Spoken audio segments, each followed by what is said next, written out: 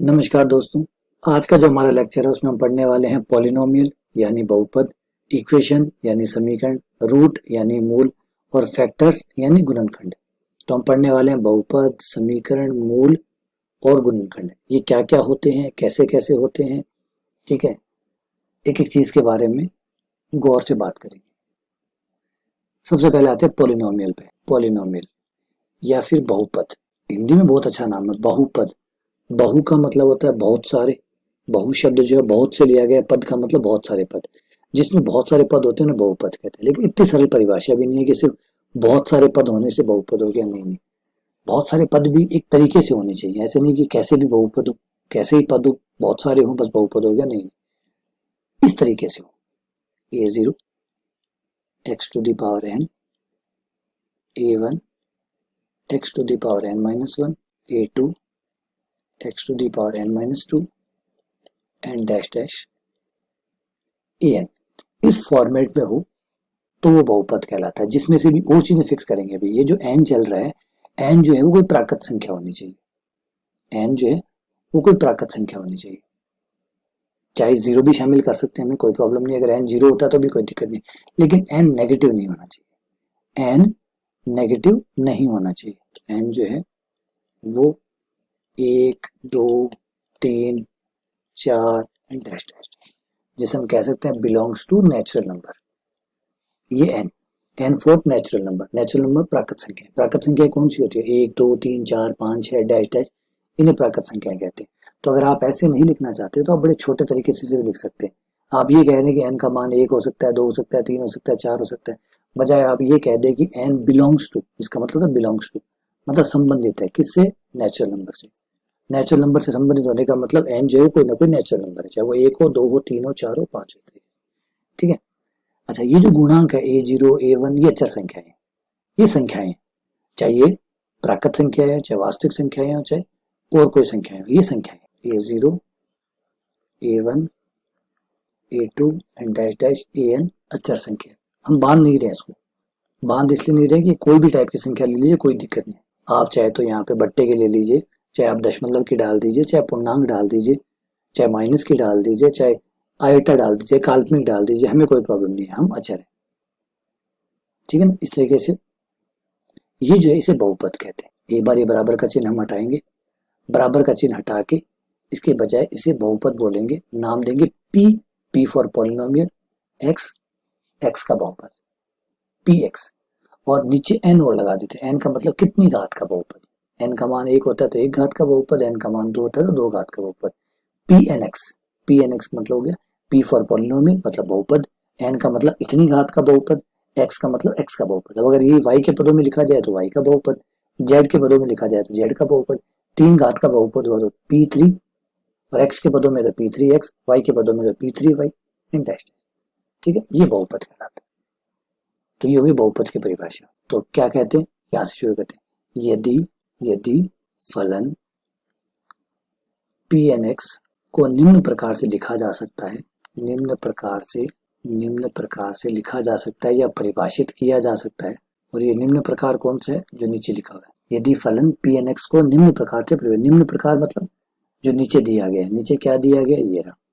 इस तरीके से अगर आप pnx को इस तरीके से आप लिख सकते हैं तो फिर तो pnx n घात का x का बहुपद कहलाता है। x का बहुपद कहलाता है, ठीक है।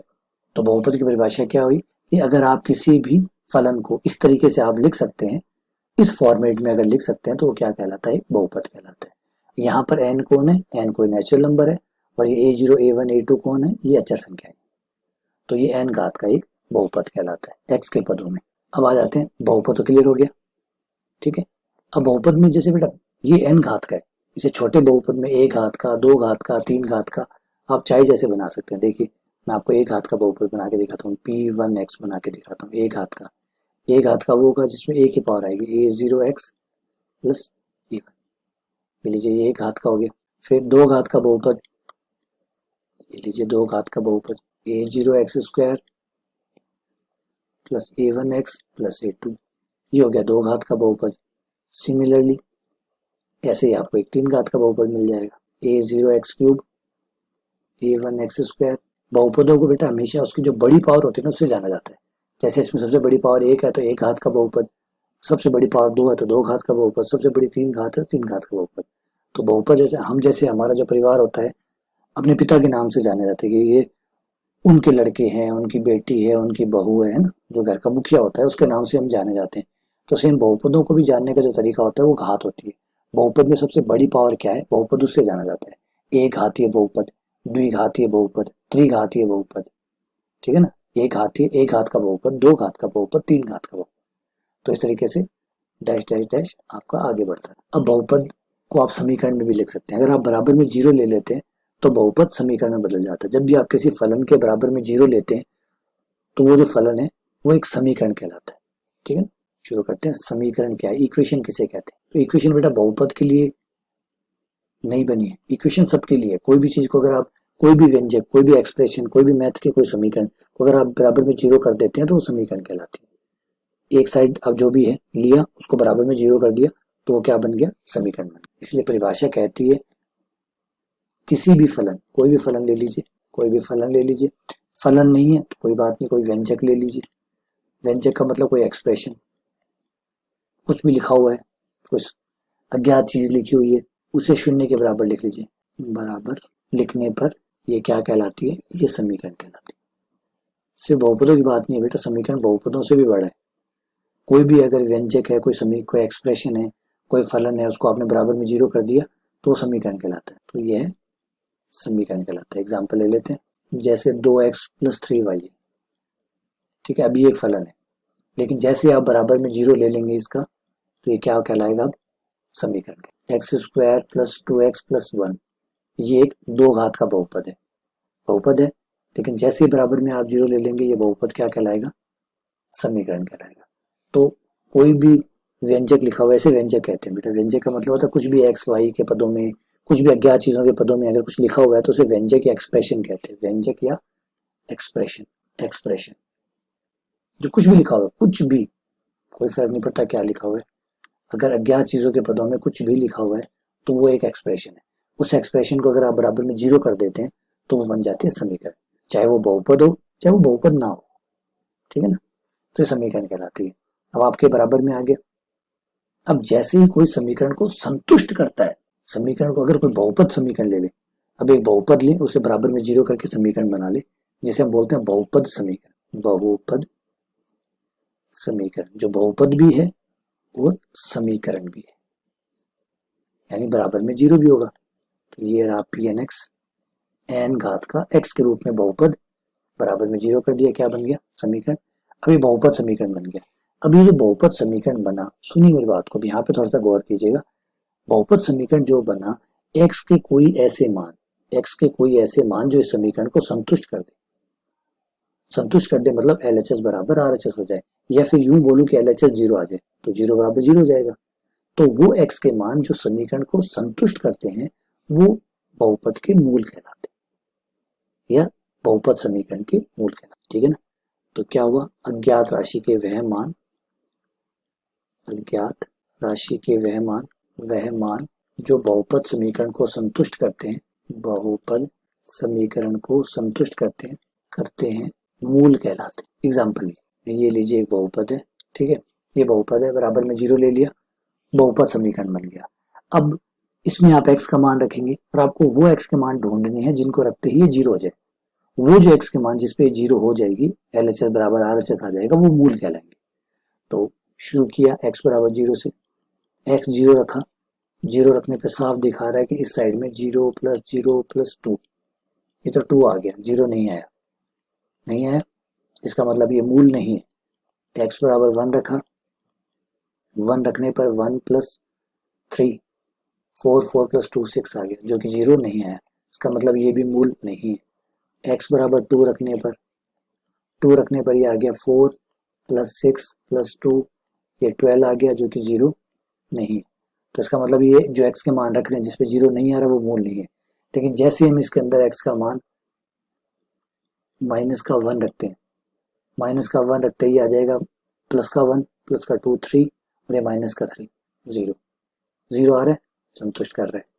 ऐसे ही हम x का मान इसके अंदर -2 रखें तो माइनस का 2 का स्क्वायर जो कि प्लस का 4 हो जाएगा, 4 + 2 6 और ये -6 0। तो ये रूट हो गए, ये मूल हो गए। तो इतने सारे x के मान आपके पास थे, उसमें से कुछ ही मान जो हो समीकरण को संतुष्ट करते हैं। ये बड़ी जबरदस्त बात होती है। आपके पास मानों की कमी नहीं है बेटा, आपके पास इतने मान है जो अंतहीन है, यानी माइनस अनंत से प्लस अनंत के बीच के पास आपके पास इतने इतने नंबर है, आपके पास इतने इतने नंबर है कि पूछो मत। आप अगर लिखने शुरू कर दो खत्म ना हो, इतने नंबर है आपके पास। लेकिन हर कोई मान समीकरण को संतुष्ट नहीं करता, कुछ ही मान होते हैं जो समीकरण को संतुष्ट करते हैं। अब ये जो विशेष मान है, ये जो स्पेशल मान है जो समीकरण को संतुष्ट करते हैं, इनका नाम होता है मूल। ठीक है ना। तो इसे ऐसे लिखा जाता है x बराबर a समीकरण का मूल है। x बराबर a समीकरण एफ एक्स बराबर 0 का मूल है यदि समीकरण में रखने पर वो समीकरण को क्या कर दे, 0 कर दे, मतलब समीकरण को संतुष्ट कर दे, तो वो मूल कहलाता है। अच्छा, इसको मूल भी कहते हैं और कई राइटर्स जो है उसको 0 भी कहते हैं, शून्य भी कहते हैं।